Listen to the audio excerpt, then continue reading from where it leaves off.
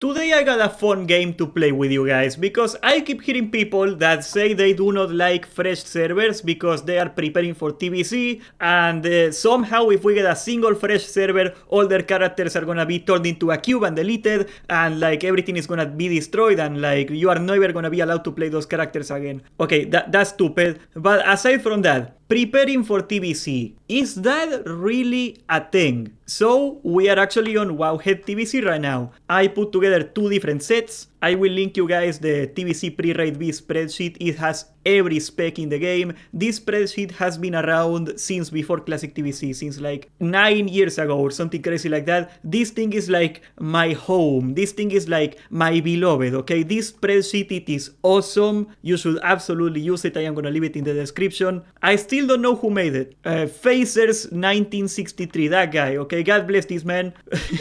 But here is the game we are gonna play, okay? This is your best in slot for vanilla. All the best gear in the game is here. And we are in TBC, and that's important because there is no hit percent in TBC or crit percent, right? Like critical strike percentage turns into rating. 1% hit turns into 10% hit rating and stuff like that, right? So we are gonna have to weigh in a very comparable way the best gear in vanilla to the pre-raid best in slot in TBC. And that way we can tell if doing Naxx Ramas is actually worth it for TBC.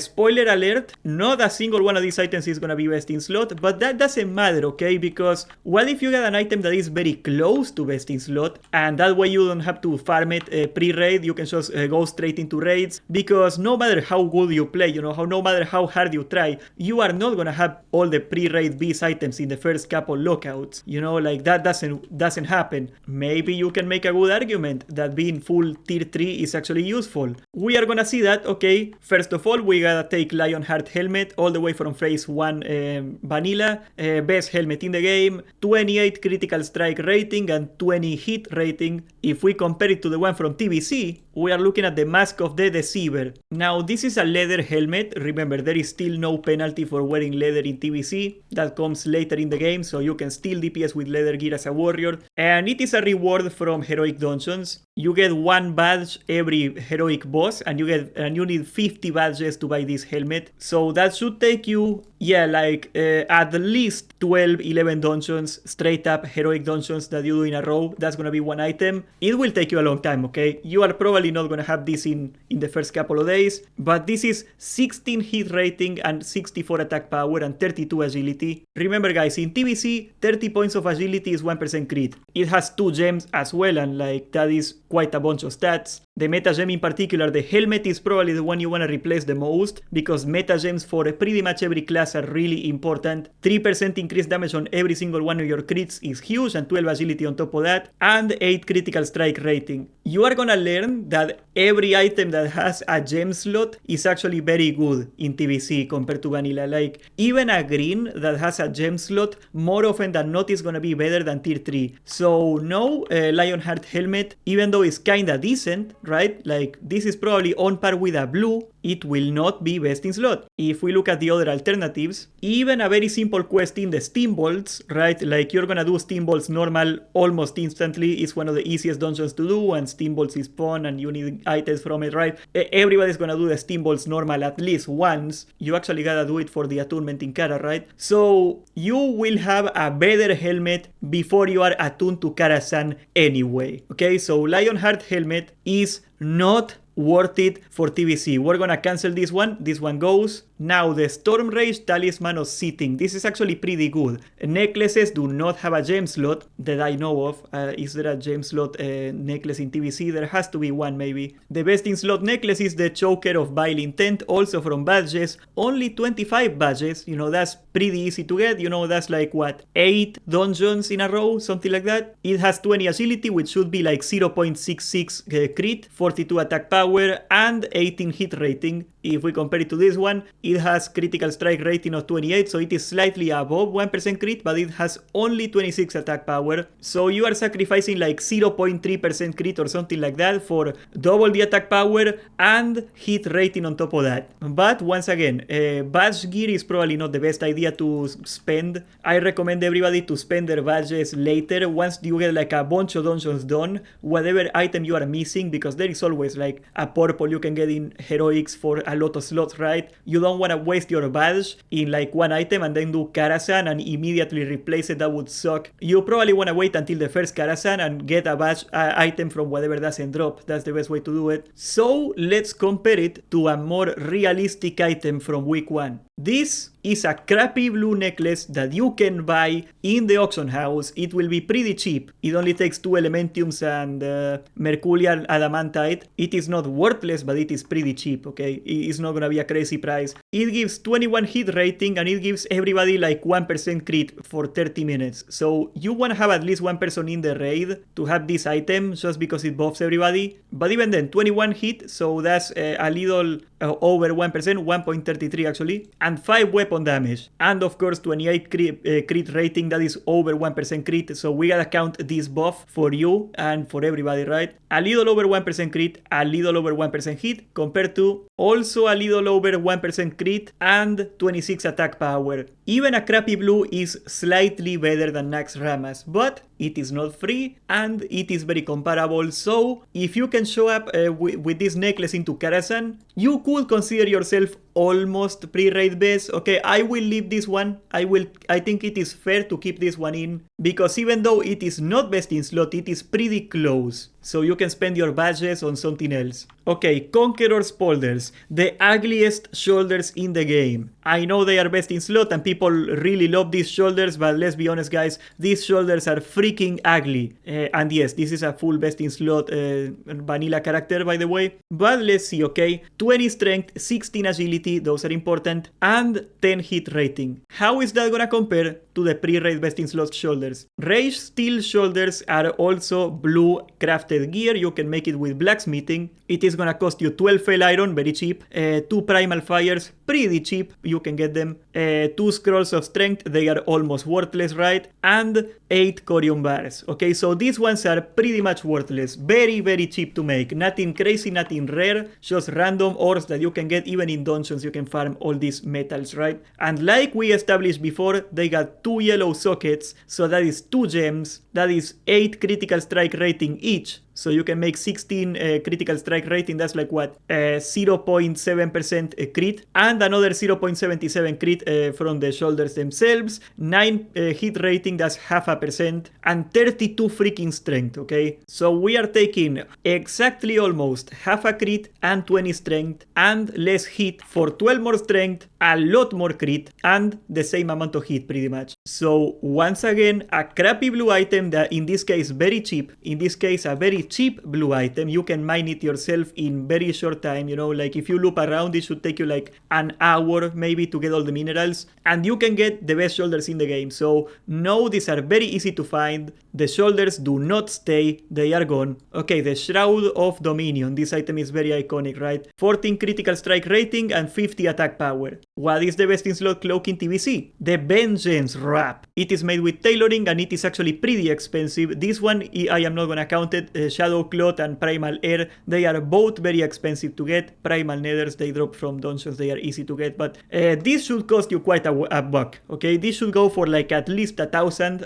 on the early days of TBC. It is obviously much better, but it is expensive, so I am not gonna consider this, because the point of this TBC preparation is not to be best in slot, it is to get close to it so we can focus on other items, right? Also, it has a freaking gem socket on top of that. But you do have the Cloak of the Inciter. It is from Shadow Labs normal. You can farm Shadow Labs, you will farm Shadow Labs normal a lot, because it is the fastest way to get rep with lower city, so you can get revered, so you can access heroics. You are gonna spend a long time in Shadow Labs, okay? So this will be dropped to you eventually. Probably in your very first couple of days in TBC, you will already have this cloak, and it is 16 hit rating, 18 critical strike rating, and 30 attack power. So it has more crit, it has 20 less attack power, and it has 1% hit on top of that. So I would say they are very close. Actually, the Shroud of Dominion is almost the exact same item, and because of that reason, I will leave the Shroud of Dominion. It is a decent enough pre-raid vesting slot item in TBC. So far the score is 2 out of 4 items. Let's take a look at the next one. The Plated Abomination Ribcage. 45 strength, very high amount of strength, 14 critical strike, and 10 hit. The vesting slot chest is also the Raged Steel Breastplate with 50 strength and 29 crit. And of course you got the set bonus, which is 20 hit rating, which is over 1%. You probably want to have the 2 set. It's like Devil's Sword. And it is also decently cheap, okay? 10 Primal Fires is not nothing. It is significant, sure, but it is definitely something you can afford. And this one is astronomically better. If anything, that 2 set makes it worth it, but it has more strength, it has an ungodly amount of crit, and if you get the 2 set, you're gonna get more hit too. So in every conceivable way, the Plated Abomination Ribcage is not worth it, so we are gonna get rid of it. Now we got the Wrist Guards of Vengeance, 24 strength and 14 crit. I can already tell these are not gonna fare well, because in TBC you got the Black Fell Steel Bracers, which is 22 crit, so it is already a lot more crit, and it has more strength, okay? Primal Shadow shouldn't be too expensive because they found a very easy farm to do on that one. I don't know if it's gonna be nerfed or not in TBC, we're gonna see. And Fell Steel is also very cheap, so this one should not be expensive at all. I guess one way that you can prepare for TBC, guys, is making a lot of money. Huh, who would have thought? Yeah, like, if you wanna prepare for TBC, instead of farming Naxx, you probably wanna get a bunch of money, because that's what's gonna really set you ahead early on, I guess. But yeah, these ones are pretty reasonable to get, pretty easy to afford, nothing crazy, and they are way better. So once again, Bracers go out. Now the Gauntlets of Annihilation, they are from AQ, right? 14 crit, 10 hit, and 35 strength. These ones require leatherworking, and leatherworking is not mandatory in TBC anymore, guys. They put a debuff that you cannot use drums over and over.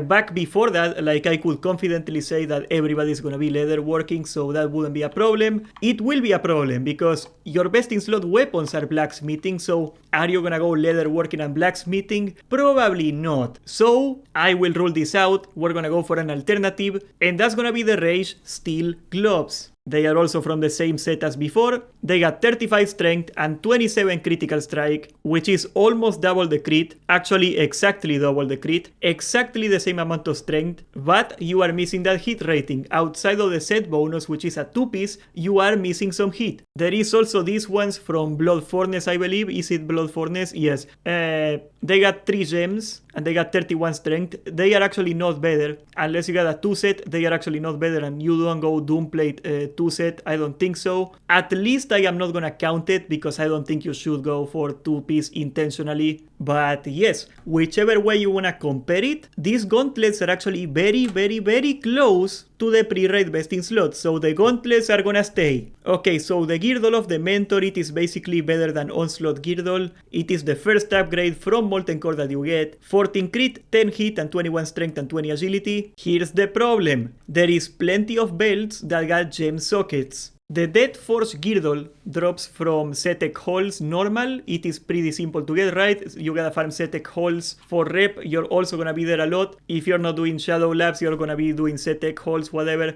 Farming normals in TBC is something you have to do, because getting revered takes a while. So if you're planning ahead of time, you are not gonna lose any time at all farming for this item, is what I'm trying to say. And you can get 20 crit, 22 strength, and the gems are gonna give you 8 more crit and 3 agility on top of that. So we are looking at a total of 28 crit, 26 strength because of the gems, and 3 agility. We got a very even amount of crit actually, because 20 agility, it evens out, and this belt has 10 hit. So once again, even though it is very easy to get the TBC belt, this one is very good. So this one also stays. Now, Leg Plates of Carnage, 42 strength, 28 crit. It is actually pretty good. We're gonna see how it compares to TBC, right? But these ones are actually from Quagmire Heroic. As you can see, they got a lot of stats: 64 attack power, 27 crit, 17 hit, and 3 gem sockets, which is very bonkers. However, they are a pretty rare drop, 15% from Quagmire Heroic. You gotta get revered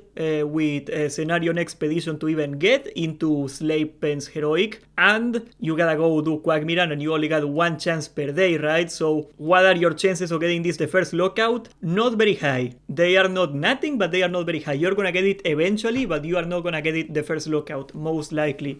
So I am not gonna compare this to the vanilla one just because of that. Let's take a look at the alternatives. Okay, you can get these leather pants from a quest in Blade Sesh. Pretty easy to get, right? Just a quest. Okay, 18 expertise. Expertise is the best freaking melee stat in the game. Expertise is basically the equivalent of weapon skill in TBC. Not quite, okay? It doesn't reduce glancing blows, that doesn't happen, but it will reduce the chance of the boss to dodge and parry, which is basically more hit, right? Like, it is the same as if you're getting more hit, and the expertise is so broken, you're gonna see later, but expertise is very broken. So this is already pretty invaluable early on. On top of that, it has more than 1% hit, it has 30 agility, which is exactly 1% crit, and 30 strength. So we are basically trading like 0.3% crit and 12 strength for 1% hit and 18 expertise, which is the best stat in the game. So yes, these ones go. If a green quest item is better and you can get it pretty easily, these ones go. Simple as that. Okay, chromatic boots from Blackwing Lerite, 20 strength, 20 agility, and 10 hit rating. Technically the best in slot are the leather ones, but once again I am not gonna count leather working anymore because it is not mandatory and you probably shouldn't get it, honestly. So let's take a look at the alternatives. Very well, so you can get this one from a quest in Shadow Labs. Very easy, right? You need, I think, friendly with Lower City and you can do this quest. So you can do it pretty much on day one. Everybody's gonna do this quest anyway. 24 strength and 21 agility, which is almost the same, right? 20 strength and 20 agility. So you are basically trading 10 hit rating for 2 gem slots in exchange for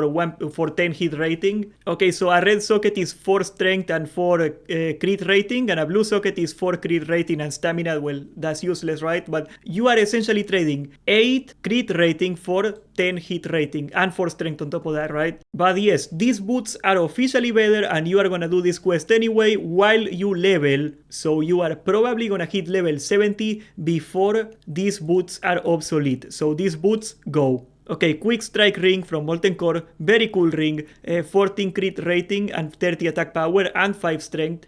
I can already tell this is not a very good item.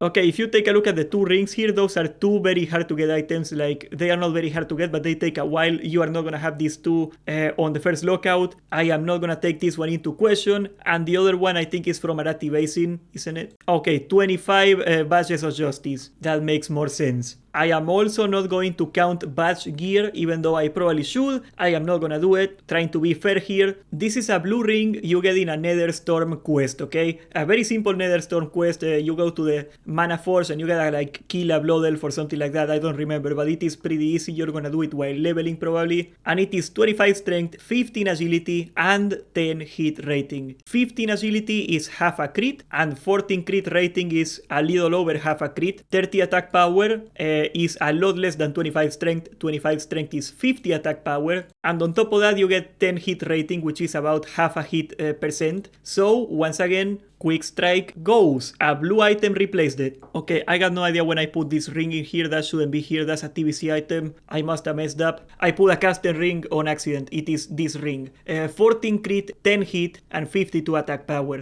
Can we find something better than that in this list without going too far? Okay, the Band of the Swamp Lord from Underbog. Let's take a look at this one. 20 strength and 21 critical rating. It has intellect on it. Okay, that one we do not use intellect, but 20 strength and 21 crit. It is more crit. It is 40 attack power instead of 50, and it doesn't have any hit. Okay, we're gonna give it a pass, okay? The ring from Naxx from Loatev, that one stays. That one is actually better. Then we got Slayer's Crest. I already know this is a good item. I remember the TBC one is pretty much the same item. 64 attack power and 260 attack power for 20 seconds. It is a really strong item. And the TBC best in slot item is the Bloodlust Brooch from 41 badges. It is a badge item. And it is literally the same item, right? 72 attack power, 278 attack power on the on-use effect. So it has like what? 12 more attack power, 10 more attack power. Yeah, it is the same item, okay? So the Slayer's Crest is gonna stay. This one is really best in slot. I would not even bother farming the Brooch. This is the same freaking item. So, okay, this one stays. Keys of the Spider. 14 crit, 10 hit, 200 haste for 15 seconds. It is actually a very decent item in TBC. 200 haste for 15 seconds is definitely useful. Execute phase, go boom boom. Bloodlust Brooch is probably better, but honestly, this is fine. This is perfectly fine for TBC. We're gonna leave it. The on-use effect is very strong. Okay, the Slave Maker, the bow, 24 attack power and 14 crit. And the best in slot is a freaking green from a quest, if I recall correctly, from the Consortium, isn't it? Netherstorm, I think it is from the Consortium. Yeah, I remember this quest because the sword is actually very good for tanking. So keep that in mind. If you wanna tank, you probably wanna get this blade. It is unironically, even though it's green, it is unironically very good for tanking, even though it is not best in slot. But otherwise, the rifle, 6 crit, 10 agility, 32 attack power. It is about 18 crit in total here, so it already has more crit, and it also has 8 more attack power. So this crappy green from a quest is better in every way than the Nerubian Slave Maker, so sadly the Slave Maker has to go. Very well, so these are the last 2 items. Grail Donor Ruin, best weapon in the game. The Hungering Cold, the best off-hander in the game. Okay, so the main hander first. As I told you guys, we are gonna go blacksmithing. There is way too many good items in blacksmithing. You really cannot pass it up. If you are passing up blacksmithing, I think you're making a grave mistake. And this is the best in slot weapon from blacksmithing. It has 91 DPS compared to Grail's 73. 20 more DPS, absolutely huge, right? And the proc is actually bonkers. It is 212 haste. 200 haste, I don't even know how much haste percentage it is, but it is a ridiculous amount of haste, right? You gotta craft it yourself. As I told you, you need blacksmithing to make it. You need 8 primal nethers. That's actually very easy to get because you get those from farming dungeons. So every boss drops them, so that's easy. And 2 primal mites. Primal mites are like a transmute of every single one of these items. I think it has a cooldown, doesn't it? Okay, it's a daily cooldown, yeah. Yes, it is on the expensive side, but this should be the first freaking item you craft, okay? This is the first priority. This weapon is gonna take you all the way to, I think, SSC. I think SSC is when you actually changed it. Dragon Maw absolutely goes, no question about it. You go blacksmithing because of this freaking weapon, and the Raged Steel set is also pretty decent, right? Like, that's a good set. So no, I will not take Grail. I am pretty sure if I go look for a blue weapon, it is probably very similar. Let's take a look here. Yep, 71 DPS, as you can see. That's a random blue from Alcatraz. So whichever way you wanna look at it, yeah, it might be fine for the first day of Karazhan, but it is gonna be replaced very, very quickly, almost instantly, especially if you got money. And if you've been farming Naxx Ramas for all this time, I hope to God you're saving money. So Grail is going to go. And lastly, we got, okay, the Hungering Cold, 14 expertise. That alone makes it really good, actually. As I told you, expertise is one of the best stats you can get in the game. But remember, guys, Dragon Maw is not unique. You can go 2 Dragon Maws immediately and you can crank if you got the money. The true best in slot is the Gladiator one, but that's gonna take a while. That's not gonna be for the previous grind, right? You are not gonna have the Gladiator Slicer on day 1. It takes the arena grind and all that stuff. However, you can get this mace from Lieutenant Drake in Hillsbrad. It is 71 DPS. It has 22 attack power and 21 critical strike. It is pretty similar, but either way, guys, you can get this one, okay, from normal Black Moraz, 26 attack power and 14 expertise and 71 DPS. It is basically the Hungering Cold, but with a couple more attack power. Basically the same weapon, right? And it is very easy to farm. You gotta do Black Moraz at least once for your Karazhan attunement, so there is a chance you can get a 15% drop rate. There is a chance you can get this on the first run and you never have to do Black Moraz again. Even then, you still gotta farm Black Moraz, you gotta get that rep, but either because you get Dragon Maw, or because you get this sword, or because you get this mace from Hillsbrad Foothills, whichever it may be, the Hungering Cold is not gonna last you a very long time. So this one also goes. So we got a conclusion here. Let's see, we got 1, 2, 3, 4, 5, 6, 7 items out of 17. So there is in total from Naxx Ramas 6 items that you can reasonably use in Naxx Ramas for a decent amount of time that won't get immediately replaced, even though they can be replaced in TBC. 6 out of 17. So yes, raiding in Naxx will definitely help, absolutely will help you in TBC. However, it will help you very very little, okay? The conclusion, you saw all the other pre-raid best in slot items, they are all crafted or BOEs or whatever. The conclusion you wanna take, if you are a warrior and you wanna go to TBC, farm gold. Okay, no amount of Naxx Ramas gear is gonna give you more damage than just farming a crap ton of gold. If you show up to TBC with a crap ton of gold, you will pump. You will be really ahead of everybody, right? Like, the true TBC preparation is farming gold. I didn't do any other classes, that would take forever, right? But it is even more true for warlocks, for mages, for boomkins. If you wanna play a boomkin, this is a good time. TBC is actually pretty good.